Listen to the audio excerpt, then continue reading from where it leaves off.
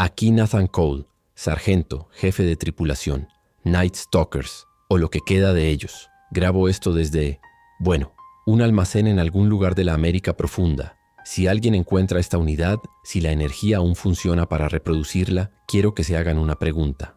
Cuando todo se derrumba, cuando las instituciones que juraron protegerlos se convierten en humo y espejos, ¿en quién confían realmente? ¿En los nombres y las banderas que les enseñaron a venerar o en la persona que sangra a su lado en la oscuridad? Piénsenlo bien, porque la respuesta puede ser lo único que los mantenga con vida un día más. Y créanme, solo un día más es una victoria. El metal de la gran puerta del muelle de carga gime. No es el viento. Es un sonido pesado, rítmico, como si una docena de hombres intentara forzarla al unísono, pero sin la urgencia del pánico. Es metódico. Afuera, las sombras se mueven de formas que mi cerebro de soldado simplemente no puede procesar. No hay gruñidos, no hay alaridos enloquecidos como los que escuchamos durante meses. Solo un silencio expectante y colectivo. Siento el frío del cañón de mi rifle contra mi mejilla, un ancla en esta locura. Mis ojos se desvían hacia el lugar vacío a mi derecha, donde Malik debería estar. Luego a la izquierda, al puesto de vigilancia improvisado donde Devo se desvaneció. El silencio de ellos es lo que grita más fuerte, para entender por qué el silencio se ha vuelto más aterrador que cualquier horda de infectados, y cómo terminé siendo el último hombre en pie en esta trampa. Tengo que rebobinar. No mucho, en la gran escala de las cosas, pero se siente como toda una vida. Tengo que volver a cuando todavía creíamos que luchábamos contra un virus, contra monstruos. Antes de saber que los verdaderos monstruos no gruñen, sino que dan órdenes desde las sombras, observando su experimento con una calma inhumana. Todo comenzó en Corea, en una misión que debía ser rutinaria, una extracción más. El aire en Corea era denso y húmedo, se pegaba a la piel incluso a través del uniforme. El zumbido de los rotores de nuestro Black Hawk, el Night Stalker 6-4, era una canción de cuna familiar para mí. Llevaba años volando en estos pájaros, y el sonido era más reconfortante que el silencio. En la cabina, el ambiente era el de siempre. Devo, nuestro piloto, soltaba chistes malos por el comunicador interno, su voz una presencia constante y tranquilizadora en nuestros oídos. Era su manera de mantener la tensión a raya y funcionaba. Nadie era mejor en los controles que él. Podía hacer bailar a esa máquina de guerra en el aire. A mi lado, Malik, nuestro médico de combate, revisaba su equipo por enésima vez. Era la calma personificada, un hombre cuya presencia te hacía sentir que ninguna herida era demasiado grave. Sus manos eran firmes y su pulso nunca se aceleraba, ni siquiera en el peor de los infiernos. Éramos una unidad, un organismo afinado por años de entrenamiento y misiones reales. Riggs y Johnson, los otros dos miembros de nuestro equipo de extracción, estaban sentados en la parte trasera, silenciosos y concentrados, sus armas listas. Confiaba en cada uno de ellos con mi vida, sin dudarlo un solo segundo. La confianza era la moneda de nuestro reino. La misión era simple en papel: extraer a un científico de un laboratorio de investigación biológica en una zona remota cerca de la frontera. Un trabajo de entrar y salir, algo que habíamos hecho docenas de veces en todo el mundo. El comando lo había calificado como de alta prioridad, pero no nos dieron más detalles. No era inusual. Nuestra unidad, la 106 SOAR, operaba bajo el principio de necesidad de saber, y rara vez sabíamos toda la historia. Nuestro trabajo no era ir a hacer preguntas, sino ejecutar la misión con precisión quirúrgica. Esa noche, sin embargo, las preguntas comenzaron a acumularse muy rápido. Al acercarnos a la zona de aterrizaje designada, algo se sentía mal. Las comunicaciones con el equipo de tierra del científico que debían guiarnos eran puro silencio. Devo intentó contactarlos en 3 frecuencias diferentes, solo para recibir estática como respuesta. Abajo, en lugar de las luces de una zona de aterrizaje segura, solo vimos un parpadeo anaranjado errático. El humo se elevaba en columnas perezosas hacia el cielo nocturno. Un sudor frío comenzó a formarse en mi nuca, uno que no tenía nada que ver con la humedad coreana. El silencio en la radio era un mal presagio. Descendimos lentamente, con las luces apagadas, en modo sigiloso. A través de mis gafas de visión nocturna, el mundo era un mar de verdes y negros. El complejo de laboratorios parecía un hormiguero pateado. Vi figuras corriendo, pero no como corre la gente asustada. Se movían con una especie de espasmo frenético, tropezando y levantándose con una velocidad antinatural. No había disparos, solo gritos. Gritos agudos y guturales que no sonaban del todo humanos. Se me erizó el vello de los brazos. Algo muy malo había pasado allí abajo. Decidimos aterrizar en un claro a unos 100 metros del edificio principal, usando la cobertura de un pequeño bosque. Tan pronto como las ruedas tocaron el suelo, Riggs, Johnson y yo saltamos. El aire olía a quemado y a algo más, algo metálico y dulce como la sangre vieja. Nos movimos rápido, en formación de diamante, hacia el laboratorio. Cada sombra parecía una amenaza. Cada crujido de una rama bajo nuestras botas hacía que mi corazón diera un vuelco. La disciplina del entrenamiento se hizo cargo. Mis movimientos eran automáticos, pero por dentro, una alarma no dejaba de sonar. Fue entonces cuando vimos al primero de cerca. Una figura con una bata de laboratorio blanca, ahora manchada de un rojo oscuro y sucio, se abalanzó sobre otra que yacía en el suelo. No estaba ayudándola, estaba comiéndosela. Se movía con la cabeza gacha, arrancando trozos con una violencia animal. Levantó la vista cuando nos oyó acercarnos y vi sus ojos. Estaban completamente blancos, lechosos, sin rastro de reconocimiento o inteligencia, solo un hambre vacía y primordial. Johnson levantó su rifle pero dudó. No estábamos preparados para esto. Riggs no dudó. Un doble toque controlado en el pecho, seguido de uno en la cabeza. La figura cayó como un saco de patatas. El sonido de los disparos suprimidos pareció anormalmente fuerte en el caos silencioso. Fue entonces cuando el término amenaza Zulu cruzó mi mente. Una clasificación de entrenamiento para brotes biológicos de origen desconocido. Un escenario de pesadilla que siempre practicábamos pero que nunca pensamos que veríamos. La realidad era mucho más sucia y visceral que cualquier simulación. Mi estómago se revolvió pero lo contuve. Teníamos que seguir. El científico no estaba en ninguna parte. El punto de encuentro estaba vacío, salvo por un maletín de metal reforzado volcado en el suelo. Había papeles esparcidos por todas partes, manchados de sangre. No teníamos tiempo para buscarlo. Las figuras, los Zulus, empezaban a converger hacia el sonido de los disparos, moviéndose con esa inquietante velocidad espasmódica. Eran más de los que podíamos manejar en un tiroteo prolongado. La misión había cambiado. Ya no se trataba de extraer a una persona, sino de recuperar lo que pudiéramos y salir de allí con vida. Agarré el maletín de metal. Era pesado y estaba cerrado con un candado numérico. No importaba. Era lo único que remotamente se parecía a un objetivo cumplido. Night Stalker aquí Bravo 6, extracción abortada. Solicitamos recogida inmediata en el punto de aterrizaje. Repito, recogida inmediata, grité por la radio. La voz de Debo respondió al instante, tranquila y profesional, aunque pude detectar un matiz de tensión. Entendido, Bravo 6. Estamos en camino. Manténganse firmes. Esas palabras eran un salvavidas en un océano de locura. La carrera de vuelta al helicóptero fue un infierno borroso. Más de esas cosas salieron de las sombras, atraídas por nuestro movimiento. No corrían en línea recta, se movían en ángulos extraños. Sus cuerpos se contorsionaban de formas que deberían haber roto huesos. Disparamos de forma selectiva, solo a las amenazas inmediatas, conservando munición. El sonido de sus mandíbulas chasqueando, de sus pies arrastrándose por la grava, se grabó a fuego en mi memoria. Eran como insectos, una plaga. No sentí nada al derribarlos, solo una fría necesidad de supervivencia. El Black Hawk apareció sobre los árboles como un ángel vengador oscuro. La cuerda de extracción rápida cayó y nos enganchamos en segundos, disparando hacia abajo para mantener a raya a la creciente horda. Mientras ascendíamos, vi la cara de uno de ellos claramente. Era una mujer, probablemente una científica. Sus ojos blancos me miraron fijamente mientras el helicóptero se elevaba, su boca abierta en un grito silencioso. No había odio en su mirada, ni siquiera rabia, solo un vacío absoluto. Esa imagen me acompañaría durante mucho tiempo. Una vez a bordo y en el aire, el silencio en la cabina era pesado. Nadie hablaba. El olor a pólvora y sudor llenaba el espacio. Miré a mis hombres. Estaban pálidos bajo el resplandor verde de las luces del panel, pero enteros. Malik ya estaba revisando a Johnson por un rasguño en el brazo, limpiándolo con una eficiencia metódica. Volábamos de regreso al portaaviones, nuestra burbuja de orden y normalidad en medio del mar. Pero yo sabía con una certeza helada que la normalidad que habíamos dejado atrás ya no existía. Acabábamos de presenciar el prólogo del fin del mundo. El informe en el portaaviones fue surrealista. Los oficiales de inteligencia nos interrogaron durante horas, reproduciendo nuestras grabaciones de casco una y otra vez. Usaron el término oficial amenaza Zulu. Nos dijeron que era un brote contenido, que la situación estaba bajo control, pero sus ojos decían otra cosa.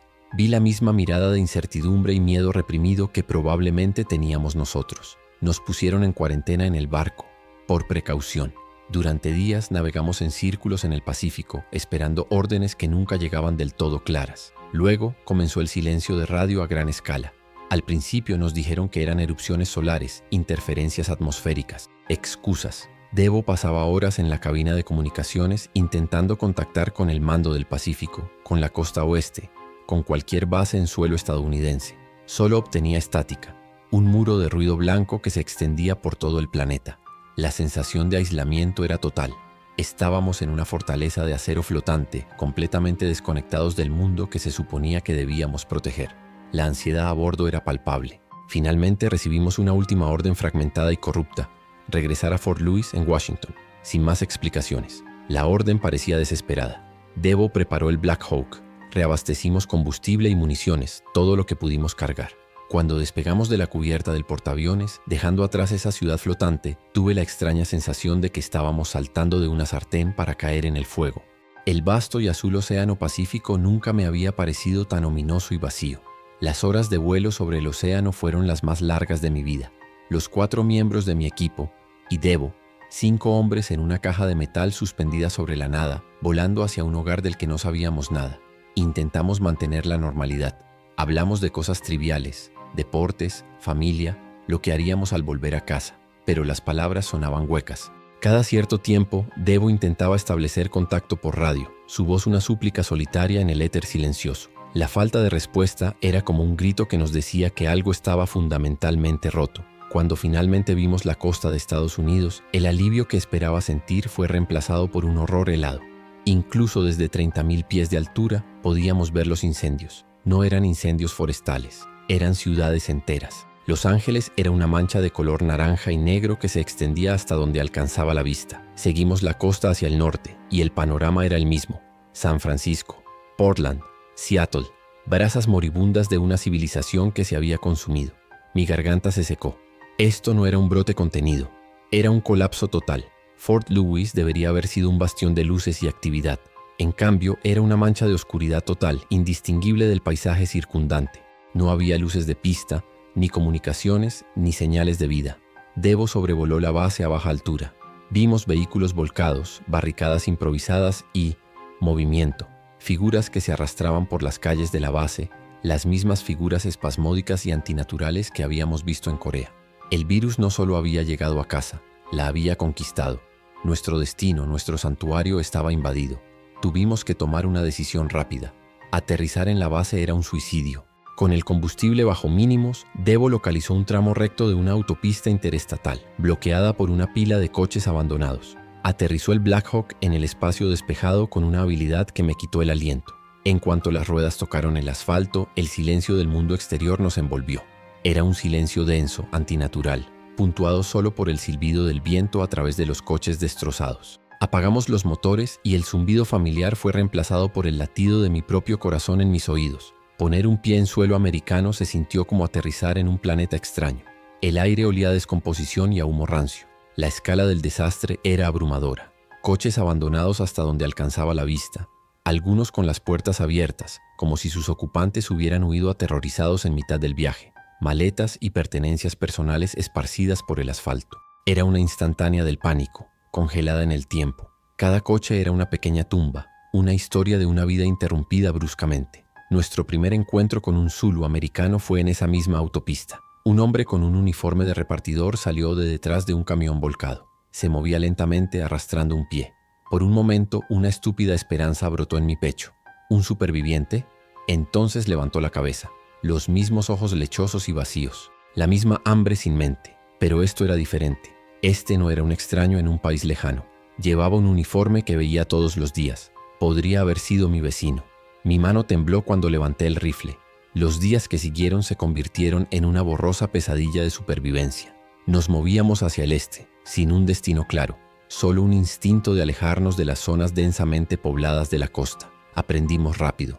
Aprendimos a movernos en silencio, a buscar suministros en lugares inesperados, a dormir por turnos con un ojo abierto. Vimos cosas que destrozarían a cualquier persona normal. Comunidades enteras aniquiladas, familias devoradas en sus propias casas. Y en todas partes, los mismos ojos vacíos y hambrientos. La humanidad había sido reemplazada por una plaga andante. Perdimos a Johnson y a Riggs en Nevada. Fue en una pequeña ciudad que parecía despejada.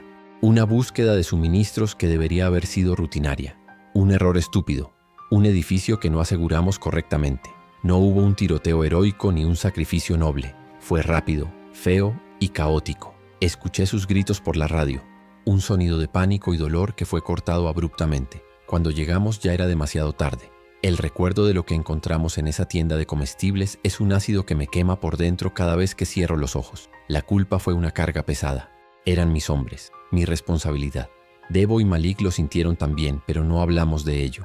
El dolor era un lujo que no podíamos permitirnos. Seguimos adelante. Ahora solo 3. El mundo se había encogido a nuestra pequeña unidad rota.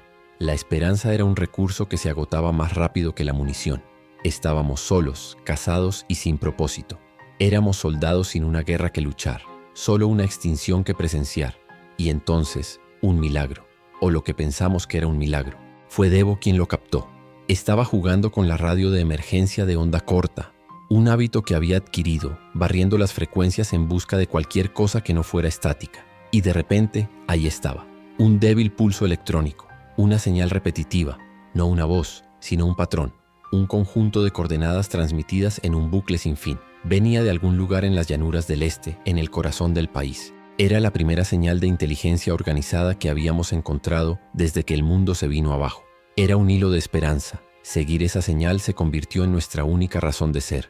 Nos dio un rumbo, un propósito. Viajamos durante días, evitando las hordas, viviendo de lo que podíamos encontrar. El paisaje de América se había vuelto monótono en su desolación. Campos de cultivo abandonados, pueblos fantasmas silenciosos, carreteras atestadas de coches muertos. Y todo el tiempo, la débil señal en la radio nos guiaba, haciéndose más fuerte a medida que avanzábamos hacia el este. Era un faro en un océano de desesperación. Las coordenadas nos llevaron a un lugar que no existía en ningún mapa. En medio de la nada, en las llanuras de Wyoming, encontramos la entrada. Estaba ingeniosamente camuflada como una formación rocosa, una obra maestra de la ingeniería militar. Mientras nos acercábamos, defensas automáticas surgieron del suelo, torretas que nos apuntaron con una precisión letal. Nos quedamos helados, con las manos en alto. Pensé que habíamos llegado tan lejos solo para ser aniquilados por nuestra propia tecnología. Entonces, una voz resonó desde un altavoz oculto. Era tranquila, autoritaria y extrañamente serena. Identifíquense.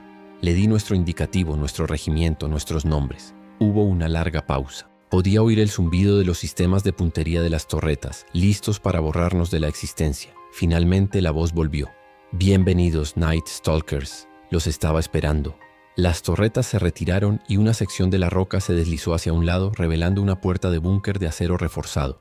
El hombre que nos recibió dentro se presentó como el mayor Karna. Era mayor, con un rostro surcado por arrugas de preocupación, pero sus ojos eran agudos y llenos de una inteligencia penetrante. El interior del búnker era como entrar en otro mundo. Aire limpio y filtrado, luces brillantes, un ambiente estéril y ordenado que chocaba violentamente con el caos que habíamos dejado fuera. Era un arca, un fragmento del viejo mundo preservado bajo toneladas de roca y tierra. Karna nos condujo a una sala de reuniones. Allí, sin preámbulos, nos contó la verdad. Y la verdad era un veneno mucho más letal que cualquier virus. Nos habló del Z-21, el nombre oficial del agente que causaba la plaga. Y luego pronunció 2 palabras que destrozaron los cimientos de mi realidad. Proyecto Sable Dawn. No fue un accidente. No fue un arma biológica de un enemigo que se salió de control. Fue intencional.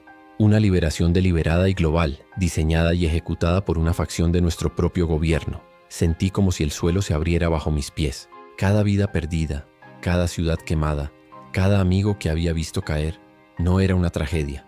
Era un dato, un punto en un gráfico. Karna explicó que el proyecto Sable Dawn era un experimento sociológico a una escala inimaginable. El objetivo no era matar a todo el mundo, sino provocar un colapso total para estudiar cómo se reconstruiría la humanidad, para ver qué tipo de líderes surgirían, qué nuevas estructuras de poder se formarían.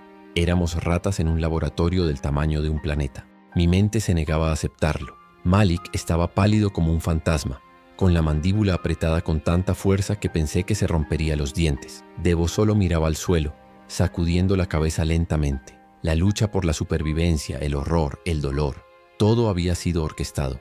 Éramos actores involuntarios en la obra más monstruosa jamás concebida. Los Zulus no eran el enemigo, eran el arma.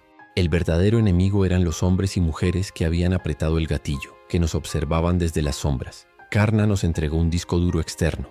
Dijo que contenía todo: las pruebas irrefutables, las propuestas del proyecto, los modelos de simulación del virus, los registros de comunicaciones, los nombres de cada persona involucrada, desde los científicos hasta los políticos que lo autorizaron. Era la caja negra del apocalipsis. Lo sostuve en mi mano. Pesaba como si contuviera las almas de todos los muertos. Era la prueba de que nuestra extinción había sido un asesinato a sangre fría. Nos dio una última misión, una que él ya no podía llevar a cabo. A unas 100 millas al norte, en Dakota del Norte, había una estación de retransmisión de emergencia, la Torre Echo, una instalación secreta de la era de la Guerra Fría, diseñada para transmitir después de un ataque nuclear. Era nuestro único medio de hacer llegar la verdad al mundo, o a lo que quedaba de él. Karna la llamó Operación Última Palabra.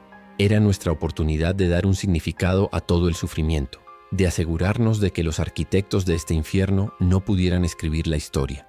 Nos dijo que transmitir los datos era nuestra única arma, que al exponer la verdad podríamos dar a los focos de supervivientes una oportunidad de saber contra qué estaban luchando realmente. No era una plaga sin sentido, era un golpe de estado global. Era la oportunidad de que la historia recordara a los culpables. Nos dio nuevos suministros, mapas y nos deseó suerte con una solemnidad que me heló la sangre. Cuando salimos de ese búnker, de vuelta al mundo muerto, ya no éramos simples supervivientes, éramos mensajeros. Y llevábamos la sentencia de muerte de los hombres más poderosos del planeta. El viaje hacia el norte fue silencioso. No era el silencio cómodo de soldados que confían el uno en el otro, sino uno pesado, cargado con el peso de la verdad de Karna. Cada kilómetro que nuestro vehículo devoraba nos adentraba más en el corazón de la mentira. Miraba el paisaje desolado de las llanuras, los campos de trigo muertos meciéndose con un viento incesante, y ya no veía solo una tragedia. Veía el tablero de un juego monstruoso.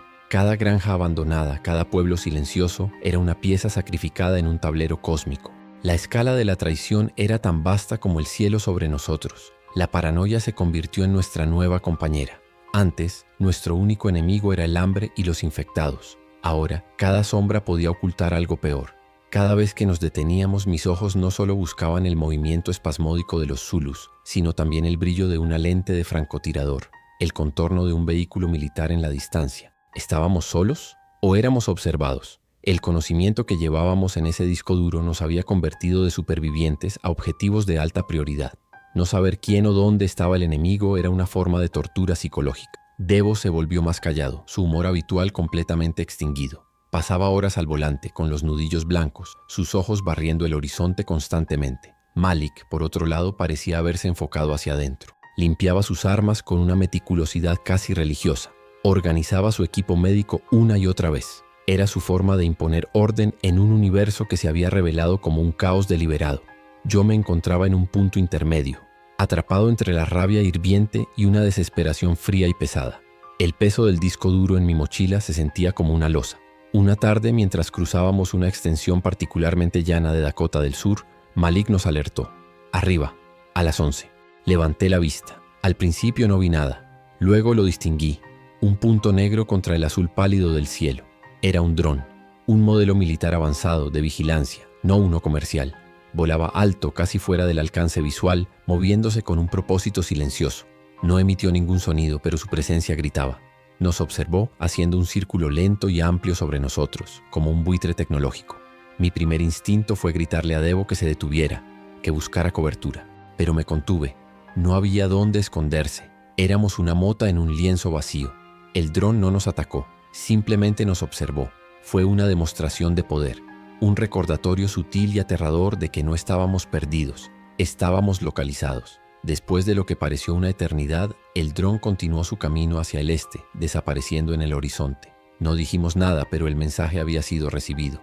El tablero de juego nos estaba observando. Sabían dónde estábamos. Ese encuentro nos cambió. La sensación de ser casados se volvió real, tangible. Avanzamos con una nueva urgencia, empujando nuestro vehículo al límite, durmiendo aún menos. La esperanza de que la misión de Karna fuera una forma de redención comenzó a desvanecerse, reemplazada por la sospecha de que éramos peones en un juego aún más grande. ¿Realmente nos envió para salvar el mundo o para algún otro propósito que no podíamos comprender? La confianza, esa moneda que una vez fue tan abundante entre nosotros, comenzaba a corroerse por la duda. La Torre Echo apareció en el horizonte como una aguja gris clavada en el corazón de la nada. Era una estructura brutalista de hormigón, una reliquia de la Guerra Fría que se alzaba solitaria contra el cielo infinito. No había nada a su alrededor en kilómetros, solo la hierba seca de la pradera y el viento incesante. Estaba rodeada por una valla de alambre de espino que se estaba oxidando y cayendo en pedazos. Era el lugar perfecto para el fin del mundo, olvidado, aislado y construido para resistir el apocalipsis. Irónicamente, ahora iba a ser el escenario de nuestro intento de exponer a los que lo crearon. Pasamos el resto del día observándola desde la distancia, usando binoculares para barrer cada centímetro de la estructura y sus alrededores. Buscábamos movimiento, trampas, cualquier señal de que no estábamos solos, pero no había nada. Solo el silbido del viento y el ocasional revoloteo de un pájaro. La quietud era casi tan inquietante como el dron. La ausencia de amenazas se sentía en sí misma como una trampa. ¿Era posible que hubiéramos llegado hasta aquí sin ser interceptados? ¿O estaban esperando que entráramos? Al anochecer, decidimos movernos. Cortar la vieja valla fue fácil. El metal se partió con un chasquido que sonó como un disparo en el silencio. Nos movimos a través del perímetro en la oscuridad, pegados a las sombras, nuestras armas listas para cualquier cosa. La gran puerta de acero de la base de la torre estaba cerrada, pero no con llave. Se abrió con un chirrido prolongado y quejumbroso, revelando una oscuridad total en su interior. El aire que salió olía a polvo viejo, a hormigón frío y a ozono. El fantasma de una maquinaria eléctrica muerta hace mucho tiempo. El interior era una cápsula del tiempo. La energía de emergencia, alimentada por una fuente geotérmica como Karna había dicho, mantenía encendidas unas pocas luces de servicio, proyectando largas y espeluznantes sombras. Pasillos de hormigón desnudo, racks de servidores con luces parpadeantes y cubiertos de polvo, viejos mapas de la Unión Soviética en las paredes. Era un mausoleo de una guerra que nunca sucedió, ahora reutilizado para una guerra que nadie sabía que se estaba librando. La sensación de estar en un lugar profano era abrumadora. Subimos por una escalera de caracol de metal, el sonido de nuestras botas resonando en el eje de la torre. Cada piso que pasábamos estaba lleno de equipos anticuados, terminales de teletipo, carretes de cinta magnética. Era la historia de la tecnología de la comunicación militar, congelada en ámbar. Finalmente llegamos a la cima.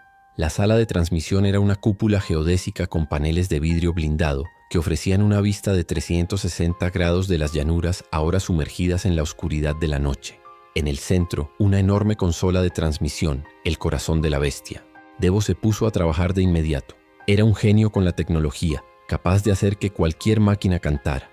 Murmuraba para sí mismo mientras abría paneles, conectaba cables y trataba de hacer que nuestro disco duro del siglo XXI se comunicara con ese monstruo de la década de 1980. Malik y yo tomamos posiciones en lados opuestos de la cúpula, observando la oscuridad exterior a través del vidrio. El mundo parecía un océano negro y vacío. Estábamos en un faro, a punto de encender una luz que no sabíamos si alguien vería. La tensión en la habitación era tan espesa que se podía cortar con un cuchillo. El único sonido era el zumbido de la consola y los clics del teclado de Devo. ¿Crees que alguien recibirá esto?, susurró Malik desde su puesto. No me giré. No lo sé, respondí con sinceridad, mi voz sonando ronca. Pero tenemos que actuar como si el mundo entero estuviera escuchando. Era lo único que nos mantenía en marcha, la frágil creencia de que nuestras acciones importaban, de que no estábamos simplemente gritando al vacío. Lo tengo, dijo Devo finalmente. Su voz estaba llena de una mezcla de triunfo y agotamiento. He conseguido acceso a la red de satélites de emergencia Last Resort. Si transmito desde aquí, la señal se repetirá en todos los satélites activos del planeta. Cualquiera con el equipo adecuado, en cualquier lugar, podrá recibirlo. Miré la pantalla. Había creado una interfaz improvisada. Un único botón en la pantalla decía «Transmitir». Nos miramos los tres. Este era el momento, el punto de no retorno. Asentí con la cabeza. «Hazlo». Devo presionó el botón. Una barra de progreso apareció en la pantalla. Cargando datos de Sable Dawn, se movía con una lentitud insoportable. Cada porcentaje que subía aumentaba la presión en mi pecho. 1%, 2%. Podía sentir el peso de miles de millones de vidas en esos datos, la verdad de un genocidio global fluyendo a través de cables viejos en una torre olvidada. Me sentía extrañamente tranquilo. Habíamos llegado hasta aquí. Habíamos cumplido nuestra parte. El resto ya no estaba en nuestras manos. La barra de progreso llegó al 100%. Transmisión completa. Apareció en la pantalla en letras verdes y brillantes. Un suspiro colectivo de alivio llenó la habitación. Lo habíamos logrado. Por un breve y glorioso segundo sentimos que habíamos ganado, que habíamos vengado a los muertos y dado a los vivos un arma. Fue una sensación fugaz, porque en el momento en que la transmisión terminó, el mundo exterior respondió, y lo hizo con un silencio aterrador. Fue Malik quien lo vio primero. «Nathan, mira», señaló hacia el horizonte, hacia el este. Entrecerré los ojos tratando de enfocar en la oscuridad. Al principio era solo un movimiento sutil en el borde de la visión. Luego, a medida que mis ojos se ajustaban, la escala de lo que estaba viendo me golpeó como una fuerza física. Figuras, cientos de ellas, tal vez miles, emergían de la oscuridad, una marea negra de cuerpos moviéndose sobre las llanuras. Eran Zulus y venían hacia nosotros, pero no corrían frenéticamente como siempre. Se movían con un propósito en una formación amplia y coordinada. Un arco perfecto que se extendía de horizonte a horizonte, cerrándose sobre la torre desde todas las direcciones. No era una horda sin mente atraída por el ruido. Era una maniobra militar, un movimiento de pinza diseñado para rodear y aniquilar. Estaban usando a los infectados como un ejército que no necesitaba órdenes habladas, que no sentía miedo ni dolor. Un escalofrío recorrió mi espina dorsal, un frío que no tenía nada que ver con la noche. La verdad me golpeó con la fuerza de una bala. La transmisión, el dron, el camino despejado hasta aquí. No habíamos sido sigilosos, nos habían permitido llegar. Karna no nos envió en una misión suicida para salvar el mundo, nos envió para activar una baliza. Nuestra transmisión no era un mensaje de esperanza para los supervivientes, era la señal de confirmación para los cazadores. Les habíamos dicho exactamente dónde estábamos. La realización se asentó en mi estómago como plomo fundido. Fuimos el cebo, siempre lo fuimos. Los arquitectos del proyecto Sable Dawn querían que la verdad saliera a la luz, no para que la gente se uniera contra ellos, sino para poder controlar la narrativa, para identificar y eliminar a cualquiera que la difundiera. Nosotros éramos el primer hilo suelto que necesitaban cortar, y habían enviado su ejército personal y desechable para hacerlo. No estábamos luchando por la supervivencia, estábamos siendo purgados. El juego estaba amañado desde el principio. Nos quedamos allí, en la cima de nuestra pírrica victoria, observando cómo el círculo se cerraba. La marea de cuerpos avanzaba sin prisa, metódicamente, quitándonos cualquier posibilidad de escape. Cada ruta, cada camino, cada centímetro de terreno abierto estaba siendo cubierto por esa horda silenciosa y obediente. Podía sentir sus ojos colectivos y vacíos fijos en la torre. No estaban tratando de entrar, todavía no. Simplemente estaban tomando posiciones, estaban esperando. La paciencia de la trampa era quizás la parte más aterradora. ¿Qué hacemos, señor sargento? La voz de Debo era apenas un susurro. La pregunta flotó en el aire, sin respuesta. Todas nuestras opciones se habían evaporado en un instante. Bajar y luchar era un suicidio. Quedarnos aquí era simplemente retrasar lo inevitable. Miré las caras de mis hombres, las únicas dos personas que me quedaban en este mundo destrozado. Vi mi propio miedo y desesperación reflejados en sus ojos. Había guiado a mi equipo a una ejecución que nosotros mismos habíamos anunciado al mundo. De repente, la consola de transmisión emitió un pitido agudo. En la pantalla, un nuevo mensaje parpadeó en letras rojas. Transmisión interrumpida, fuente externa. Alguien en algún lugar acababa de cortar nuestra línea con el mundo. Habían dejado que el mensaje saliera el tiempo suficiente para marcar nuestra ubicación y luego habían apagado el interruptor. Estábamos aislados, rodeados y completamente a su merced. El control que tenían era absoluto, total. Éramos insectos atrapados en un frasco y el dueño del frasco acababa de poner la tapa. El silencio que siguió fue diferente. Ya no era el silencio del mundo muerto, sino el silencio de una tumba sellada. Afuera, la horda esperaba inmóvil, una pared de carne y hueso que nos rodeaba por completo. Adentro, nosotros tres con el corazón latiendo con fuerza contra nuestras costillas. La adrenalina de la misión fue reemplazada por una resignación helada. No habría rescate, no habría un plan ingenioso de escape. Este era el final del camino. La torre hecho no era un faro, era nuestro monumento. Las siguientes horas se arrastraron con una lentitud tortuosa. Nos atrincheramos lo mejor que pudimos en la sala de transmisión, bloqueando la única puerta de la escalera con equipos pesados. Era un gesto inútil y lo sabíamos. Si esa horda decidía entrar, nada de lo que hiciéramos podría detenerla. Pero el instinto de soldado, la necesidad de hacer algo, cualquier cosa, era demasiado fuerte. Colocamos nuestras últimas municiones, racionamos nuestra última botella de agua y esperamos en la oscuridad. El sol comenzó a salir, pintando el cielo de tonos grises y rosados. La luz reveló la verdadera escala de lo que nos enfrentaba. La llanura estaba cubierta de ellos. No se movían, no hacían ruido. Simplemente estaban allí, de pie o sentados en el suelo, todos mirando hacia la torre. Era la multitud más disciplinada y silenciosa que había visto nunca. Era como si estuvieran esperando una orden específica. La visión era surrealista y profundamente perturbadora. Era una demostración de control que desafiaba toda lógica. Pasamos el día en un estado de tensión suspendida. Cada crujido del edificio, cada silbido del viento contra el vidrio nos hacía saltar. Intentamos hablar, pero las palabras morían en nuestras gargantas. ¿Qué se podía decir? Compartimos una barra de proteína en silencio. El acto mundano de comer se sentía absurdo en estas circunstancias. Observábamos a la horda y la horda nos observaba a nosotros. Era un enfrentamiento silencioso entre los condenados y sus verdugos sin mente. La paranoia comenzó a devorarme. ¿Estaban realmente sin mente? La forma en que se movían, la forma en que nos habían rodeado, había una inteligencia detrás de ello. Una inteligencia fría y calculadora. ¿Estaban siendo controlados remotamente por una señal, como un dron? ¿O había algo más en el virus CT21 que Karna no nos había contado?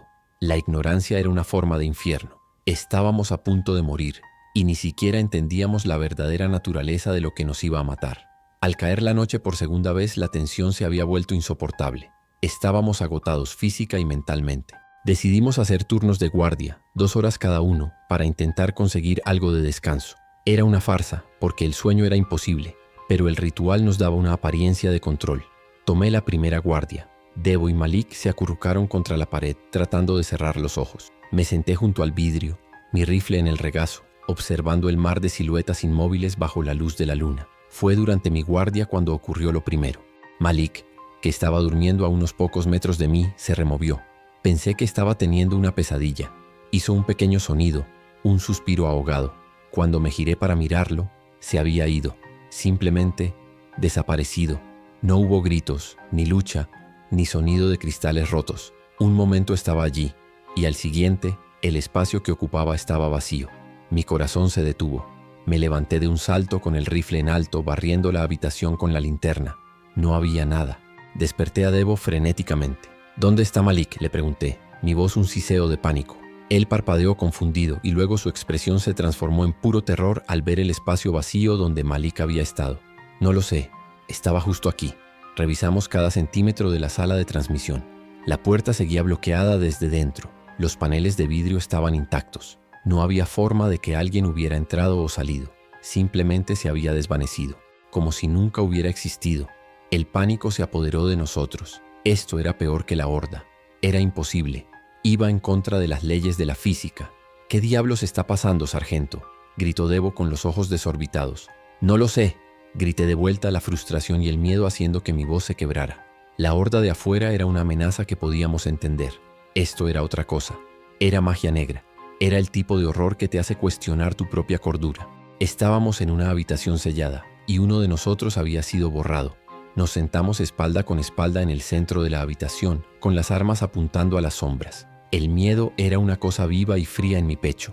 Ya no observábamos a la horda de fuera. Esperábamos que lo que se llevó a Malik volviera. Cada crujido, cada susurro del viento era ahora una amenaza directa e incomprensible.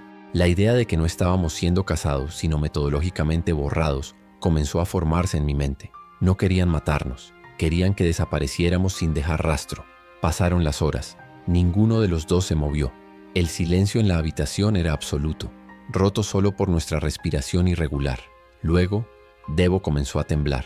«Sargento, no me siento bien», susurró. Su piel estaba pálida y cubierta de un sudor frío. «Siento frío». Puse mi mano en su hombro. Estaba helado. Sus ojos comenzaron a perder el foco, mirando algo que yo no podía ver. «Están aquí», murmuró. Y entonces, justo delante de mis ojos, su cuerpo comenzó a parpadear. No sé cómo describirlo de otra manera. Por un instante era sólido. Al siguiente era translúcido, como una imagen de televisión con mala señal. El efecto duró solo un segundo. Parpadeó de nuevo, volviéndose casi transparente, y luego se desvaneció por completo. Se fue, como Malik. Un momento estaba sentado a mi lado, y al siguiente solo quedaba el eco de su presencia y el frío en el aire donde había estado. Grité. No un grito de soldado, sino un grito primario de puro y absoluto terror. Ahora estoy solo. La horda sigue ahí fuera, esperando en silencio. Pero ya no les temo. Son una distracción. El verdadero enemigo es invisible, silencioso, y puede atravesar paredes y borrar a la gente de la existencia. He estado sentado aquí durante horas, esperando mi turno. Sé que vendrán por mí. Puedo sentirlo. Una frialdad que se extiende por la habitación. La sensación de que el aire se adelgaza a mi alrededor. No sé qué son, no sé cómo lo hacen, solo sé que soy el último. Por eso estoy grabando esto. Es mi última palabra, mi testimonio. Si alguien encuentra esto, si la verdad que transmitimos sobrevive de alguna manera, necesita saber el resto de la historia. El brote fue deliberado. El proyecto Sable Down es real, pero hay más. Los arquitectos del apocalipsis no solo están observando, están limpiando. Están borrando a cualquiera que sepa la verdad, usando métodos que van más allá de nuestra comprensión. No son solo hombres y mujeres poderosos, son algo más. La frialdad se está acercando. Mis dedos están entumecidos. La luz de la tableta parece atenuarse. No me queda mucho tiempo. No luchen contra los Zulus, son solo el síntoma. Luchen contra los fantasmas. Luchen contra la gente que puede hacer que un hombre desaparezca de una habitación cerrada. Encuentren la verdad. Expónganlos. No dejen que ganen. No dejen que mi equipo, que Malik y Debo hayan sido borrados por nada. Mi nombre es Sargento Nathan Cole y este es el final de mí.